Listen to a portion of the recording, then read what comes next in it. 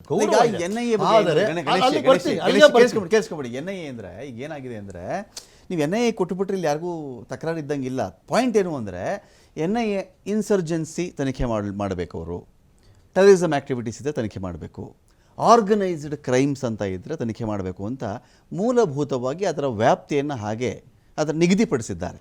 Terrorist activity ಆಯಿತು, ಬಂಡುಕೋರಗಳಾಯಿತು, ಯಾರೋ ನುಗ್ಗುಬಿಟ್ರು ಒಳಗಡೆ, ಈ ಥರದ ವಿಚಾರಗಳ ಬಂದು ತನಿಖೆ ಮಾಡಬೇಕು ಅಂತ NIA ಇರೋದು.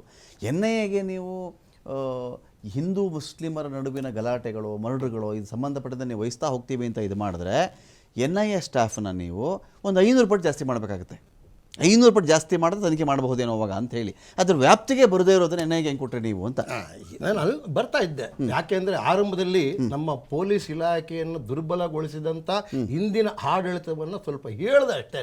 ಹೇಳಲಿಕ್ಕೆ ಹೋದ್ರೆ ಇನ್ನೂ ತುಂಬ ಇದೆ. ಈಗ ಇನ್ನೊಂದು ಗಟ್ಟಿಗೆ ಬರ್ತೀನಿ. ಓಕೆ, ಅಂತ ಪೊಲೀಸ್ ಇಲಾಖೆಗೆ ಗೌರವ. ನೀವು ಅವರೇ ಹೇಳಿದ್ರಿ ಏನ್ರಿ ಅಂತ ಎಫಿಷಿಯನ್ಸ್ನೆಲ್ಲ ಸಸ್ಪೆಂಡ್ ಮಾಡಕ್ ಬಿಟ್ಟಿದ್ರಲ್ರಿ ಅಂತ ಕೇಳಿದೆ. ಖಂಡಿತ ಅಲ್ವಾ? ನಿಮ್ಗೆ ಒಂದು ಸ್ವಲ್ಪ ಅನುಮಾನ ಬರಲ್ವಾ, ಸಂಶಯ ಬರಲ್ವಾ? ನಮ್ಮನೆಲ್ಲ ಕಳ್ಳರನ್ನ ಇಟ್ಕೊಂಡು ನೀವು ನಮ್ಮನೆ ಕಳ್ಳ ಅಂತ ಹೇಳಕ್ ಹೋಗಿ ಹೊಟ್ಟಿದ್ರಲ್ಲ ನೀವೀಗ. ವ್ಯವಸ್ಥೆ ಈಗ ನೀವು ಒಂದು ಹೆಡ್ಡು, ವ್ಯವಸ್ಥೆ ಆತ ಒಂದು ಭಾಗ. ಇವತ್ತು ಆ ವ್ಯವಸ್ಥೆ ಮಾನ ಮರ್ಯಾದೆ ಕಳಿತಿರೋರು ಪೊಲೀಸ್ ಇಲಾಖೆ ಅಲ್ಲ, ಆ ವ್ಯವಸ್ಥೆ ಹೆಡ್ಡು, ಆ ವ್ಯವಸ್ಥೆ ಮುಖ್ಯಸ್ಥ. ಓಕೆ, ಹಾಗಾಗಿ ನಾನು ಅವ್ರನ್ನ ಕೇಳ್ತಾ ಇರೋದು. ರಾಜಶೇಖರಾನಂದ ಶ್ರೀಗಳೇ,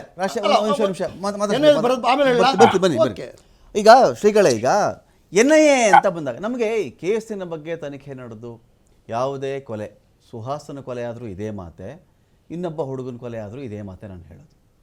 ಯಾವುದೇ ಕೊಲೆಗಳ, ಯಾಕೆಂದರೆ ನಾನು ಹಿಂದೆ ಕೂಡ ನಿಮ್ಮ ಬಳಿ ಇದ್ರ ಬಗ್ಗೆ ಮಾತಾಡಿದ್ದೀನಿ.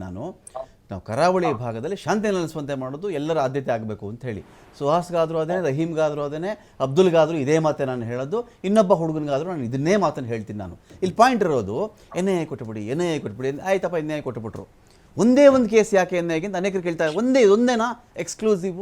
ಇನ್ಯಾವುದು ಮರ್ಡರ್ಗಳು ಆಗೇ ಇಲ್ವಾ? ಹಾಗಾದರೆ ಎಲ್ಲವನ್ನೂ ಕೊಡಿ ಅಂತ ಅವ್ರು ಕೇಳೋದು. ಈ ಪ್ರಕರಣದಲ್ಲಿ ನಾವು ಎಕ್ಸ್ಕ್ಲೂಸಿವ್ಲಿ ನಾವು ಗಮನಿಸಿದಾಗ ಈ ಪ್ರಕರಣ ಒಂದ್ ಸ್ವಲ್ಪ ಡಿಫರೆಂಟ್ ಆಗಿದೆ. ರಹಿಮಾನ್ ಪ್ರಕರಣಕ್ಕೂ ಇದಕ್ಕೂ ಹೋಲಿಕೆ ಮಾಡ್ಲಿಕ್ಕೆ ಆಗೋದಿಲ್ಲ. ಅಲ್ಲಿ ನಡೆದಿರುವಂತಹ ಘಟನೆಯಲ್ಲಿ ಆರೋಪಿಗಳು ಸಿಕ್ಕಿದ್ದಾರೆ, ಅದೆಲ್ಲವಾಗಿದೆ. ಇದು ಲೈವ್ ಮರ್ಡರ್ ಆಗಿದೆ, ಅಂದ್ರೆ CCTV ಫುಟೇಜ್ ಇದೆ, ಅಲ್ಲಿ ಏನ್ ನಡೆದದ್ದು ಗೊತ್ತಾಗಿದೆ, ಒಂಥರ ಭೀಕರತೆಯನ್ನ ಸೃಷ್ಟಿ ಮಾಡ್ತಾ ಇದೆ. ಆದ್ರೆ ಇದರಲ್ಲಿ ನಮ್ಗಿರುವ ಸಂಶಯ ಯಾವುದು ಅಂತಂದ್ರೆ, ನೀವು ಆವಾಗ ಒಂದು ಮಾತನ್ನ ಎತ್ತಿದ್ರಿ, ಇದು ಒಂಥರ ಕ್ರೈಮ್ ಅಂತ. ಕ್ರೈಮ್ ಅಂದ್ರೆ ಇಲ್ಲಿ ಏನೋ ತಾವೊಂದು ಆ ಶಬ್ದವನ್ನ ಬಳಸಿದ್ರಿ. ಅಂದ್ರೆ ಆ ಶಬ್ದವನ್ನ ಬಳಸಿದ ರೀತಿ ನೋಡಿದಾಗ ನಮ್ಗೆ ಅರಿವಾಗೋದು ಇದರಲ್ಲಿ KFD ಅಥವಾ PFI ಅಥವಾ ಈಗ ಅವರ ರಾಜಕೀಯ ಪಕ್ಷ ಯಾವುದೋ ಒಂದು ಇನ್ವಾಲ್ವ್ ಇದೆ. ಅಂದ್ರೆ ಕೇರಳ ಭಾಗದಿಂದ ಬಂದಂತಹ ಆಗಂತುಕರು ಇದರಲ್ಲಿ ಸೇರಿದ್ದಾರೆ.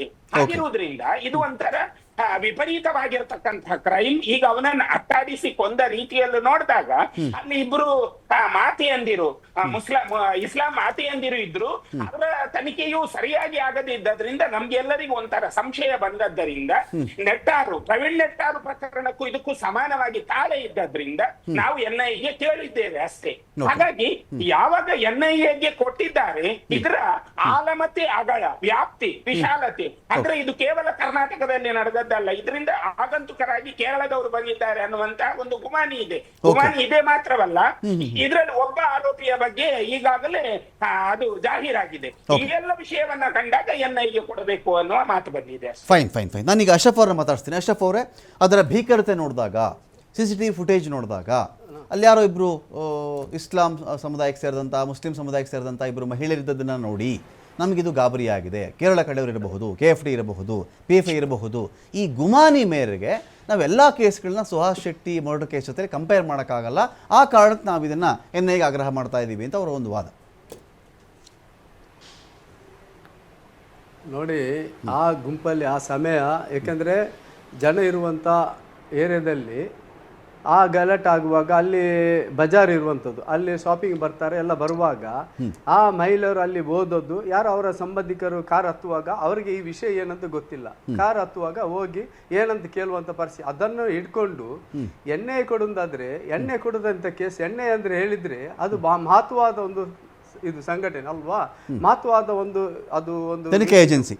ಅದನ್ನು ಇವರು ಈ ರೀತಿ ಒಂದು ನೋಡಿ, ತನಿಖೆ ಏಜೆನ್ಸಿಯವರು ಅದನ್ನು ಇವರು ಒಂದು ನಮ್ಮ ರೋಡಿ ಲಿಸ್ಟ್ ಅಲ್ಲಿ ಇರುವಂತವರು ಸುಹಾಸ್ ಶೆಟ್ಟಿ ಹತ್ಯೆಗೆ ಬಲಿಸುದಾದ್ರೆ ಅದು ಎಷ್ಟು ಮಟ್ಟಿಗೆ ಸರಿ ಅಂತ ಹೇಳಲಿಕ್ಕೆ ಇಷ್ಟಪಡ್ತೇನೆ. ಯಾಕೆಂದ್ರೆ ಸುಹಾಸ್ ಶೆಟ್ಟಿ ಅಂದ್ರೆ ಅಮಾಯಕ ಅಲ್ಲ, ಅವನೊಬ್ಬ ಇಬ್ಬರನ್ನು ಕೊಂದಿದ್ದಾನೆ. 5-6 ಕೇಸ್ ಬೇರೆ ಕೂಡ ಇದೆ. ಅದರಲ್ಲಿ ಒಬ್ಬ ಮುಸಲ್ಮಾನರು, ಒಬ್ಬ ಹಿಂದೂಗಳನ್ನು ಕೂಡ ದಲಿತ ಯುವಕನನ್ನು ಕೊಂದಿದ್ದಾರೆ. ಮತ್ತೆ 4-5 ಕೇಸು ಬೇರೆ ಕೂಡ ಇದೆ. ಆಗಿರುವಾಗ ಆ ಕೇಸುಗಳಿಗೆ ಮತ್ತು ವ್ಯತ್ಯಾಸ ತುಂಬಾ ಇದೆ. ಅದೇ ನೋಡಿ, ಅದರಿಂದ ಒಂದು ವಾರ ಮುಂದೆ ಅಶ್ರಫ್ದು ಮರ್ಡರ್ ಇದು ಮುಡುಪಲ್ಲಿ ಅಲ್ವಾ, ಅಶ್ರಫ್ದು ಗುಂಪು ಹತ್ಯೆ ಮಾಡಿದ್ರು. ಅದ್ಯಾಕೆ ಇವರು ಇದು ಮಾಡ್ತಾ ಇಲ್ಲ? ಅದರ ನಂತರ ರಹಮಾನ್ ಅಂತವರು ಸುಹಾಸ್ ಶೆಟ್ಟಿಯ ಪ್ರತೀಕರಾಗಿ ರಹಮಾನ್ ಅನ್ನು ಕೊಂದ್ರಲ್ಲ. ಈಗೆಲ್ಲ ನೋಡುವಾಗ ಇವರು ಒಂದು ಸೈಡ್ ಅಲ್ಲಿ ಈ ಸುಹಾಸ್ ಶೆಟ್ಟಿಗೆ ಲೋಡಿ ಪಟ್ಟಿ ಕೊಟ್ಟದೇ ಈ ಬಿಜೆಪಿ ಸರ್ಕಾರ. ಆವತ್ತಿನ ಅಶೋಕ್ ಅವರು ಹೋಮ್ ಮಿನಿಸ್ಟರ್ ಇರುವಾಗ ಅವರಿಗೆ ರೋಡಿ ಲಿಸ್ಟ್ ಅನ್ನು ಪಟ್ಟ ಕಟ್ಟಿದ್ದು ಅಲ್ವಾ. ಆಗಿರುವಾಗ ಇದನ್ನು ಇದು ಕೊಟ್ಟು ಅದು ಯಾವ ಸಾಧನೆ ಮಾಡ್ತಾ ಇಲ್ಲ. ಈಗ ಇತ್ತೀಚೆಗೆ ಮಸೂದ್ ಹತ್ಯೆ ಆಯ್ತು ಸುಳ್ಯದಲ್ಲಿ, ಅದರ ನಂತರ ಪ್ರವೀಣ್ ನೆಟ್ಟಾರ ಹತ್ಯೆ ಆಯ್ತು ಅಲ್ವಾ. ಆಗ ಆ ಸರ್ಕಾರದ ರಾಜ್ಯ ಸರ್ಕಾರ ಆಡಳಿಸಿದ್ದು ಬಿಜೆಪಿ ಸರ್ಕಾರ. ಆ ಬಿಜೆಪಿ ಸರ್ಕಾರದ ಇರುವಂತಹ ಪೊಲೀಸ್ ಅಧಿಕಾರಿಗೆ ಮೇಲೆ ನಂಬಿಕೆ ಇವರಿಗಿರ್ಲಿಲ್ಲ. ಅದನ್ನು ಇವರು ಆ ಸಮಯದಲ್ಲಿ ಕೂಡ NIA ಕೊಟ್ರು. ಬಿಡ್ಲಿ, ನೆಟ್ಟಾರನ್ನು ಅವರು ಯಾವುದು ಕೇಸಲ್ಲಿ ಭಾಗಿಯಾಗಿದ್ದಂಥವರಲ್ಲ, ಒಬ್ಬ ಅಮಾಯಕ ಅಂತ ಹೇಳುವಂತ ರೀತಿಯಲ್ಲಿ ಅವರು ಕೊಟ್ರು. ಸುಹಾಸ್ ಶೆಟ್ಟಿಗೆ ಯಾವ ರೀತಿ ಅವರು NIA ಕೊಟ್ರು ಅಂತ ನಮಗೆ ಅರ್ಥ ಆಗ್ತಾ ಇಲ್ಲ. ಅವ್ರು NIA ಕೊಟ್ರು ಅಂತ ಹೇಳಿ ನಮಗೆ ಹೆದರಿಕೆವ, ಇನ್ನೊಬ್ಬರಿಗೆ ಹೆದರಿಕೆ ಅಲ್ಲ. ಯಾರು ಅಪರಾಧಿ, ಯಾರು ಕೊಂದ್ರು ಕೂಡ ಶಿಕ್ಷೆ ಆಗಲೇಬೇಕು. ಒಬ್ಬ ಕೊಂದವನನ್ನು ಕೊಲ್ಲುವಂತ ರೀತಿಯಲ್ಲಿ ಅದು ಕಾನೂನಿದೆ, ಪೊಲೀಸ್ ಇಲಾಖೆ ಇದೆ ಅವರು ಶಿಕ್ಷೆ ಮಾಡ್ಲಿಕ್ಕೆ. ಆಗಿರುವಾಗ ಒಂದು ಸುಹಾಸ್ ಶೆಟ್ಟಿಯನ್ನು ಇವರೇ ರೋಡಿ ಲಿಸ್ಟ್ ಪಟ್ಟಿ ಕಟ್ಟಿ, ಮತ್ತೆ ನಿನ್ನೆ ನಾನು ಇವತ್ತೇನೋ ಮಾಧ್ಯಮದಲ್ಲಿ ನೋಡಿದೆ, ಸುಹಾಸ್ ಶೆಟ್ಟಿಗೆ ಮತ್ತು ಫಾಜಿಲ್ಗೆ ಕೊಲೆ ಕೇಸ್ ಯಾವುದು ಸಂಬಂಧ ಇಲ್ಲ ಅಂತ ಹೇಳಿಕೊಂಡು ಅವರ ಸಂಬಂಧ ಇಲ್ಲ ಅಂತ ಹೇಳುವಾಗ ಚಾರ್ಜ್ ಶೀಟ್ ಅಲ್ಲಿ ಬಿಜೆಪಿ ಸರ್ಕಾರ ಇರುವಾಗಲೇ ಮಾಡಿದ್ದು ಸುಹಾಸ್ ಶೆಟ್ಟಿಯನ್ನು ಸೇರಿಸಿದ್ದು ಅದಕ್ಕೆ. ಆಗಿರುವಾಗ ಇದೆಲ್ಲ ನೋಡಿ, ಇಷ್ಟು ವರ್ಷ ಸುಹಾಸ್ ಶೆಟ್ಟಿ ಅಲ್ಲಿರುವಾಗ ಯಾವ ಬಿಜೆಪಿಗೆ ಯಾರಿಗೆ ಕೂಡ ಈ ಸಂಘ ಪರಿವಾರಿಗೆ ಅವರು ಸಂಘದ ಲೀಡರು, ನಮ್ಮ ಬಜರಂಗ ಲೀಡರ್ ಅಂತ ಎಲ್ಲಿ ಕೂಡ ಗುರುತಿಸಲಿಲ್ಲ, ಎಲ್ಲಿ ಕೂಡ ಹೇಳಿಲ್ಲ. ಎಲ್ಲಿ ತಾವು ಮಾಧ್ಯಮದಲ್ಲಿ ನಾ ಹೇಳಿಕೆ ಇದ್ದೇನೆ, ಎಲ್ಲಿ ಹೇಳಿಲ್ಲ. ಆಗಿರುವಾಗ ಅವನ ಕೊಂದ ಮೇಲೆ ಅವನಿಗೆ ಇವರು ಬಜರಂಗ ದಳ ನಾಯಕ, ಮುಖಂಡ, ಹಿಂದೂ ಮುಖಂಡ ಹೇಳಿಕೊಂಡು ಒಂದು, ಯಾಕಂದ್ರೆ ಒಂದು ರಾಜ್ಯಕ್ಕೆ ಪ್ರೀತವಾಗಿ